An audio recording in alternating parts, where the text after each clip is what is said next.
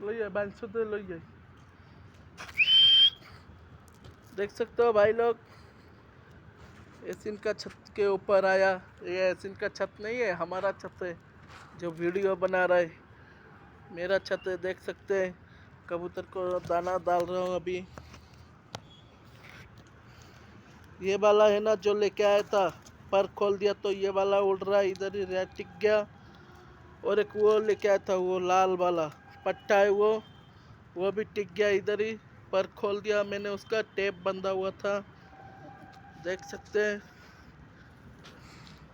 और बाकी एक कबूतर पिंजरे में है, अंडे पे बैठा है, तो उसका भी वीडियो छोड़ूंगा, आप सब लोग देखते रहना।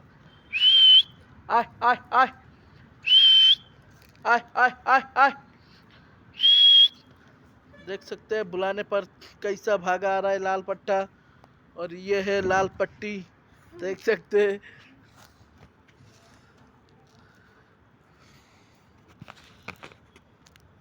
चारा भी खत्म होने वाला है, चारा भी लेके आना है दुकान से जाके।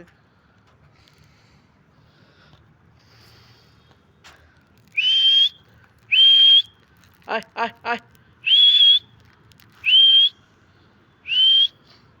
आय आय आय।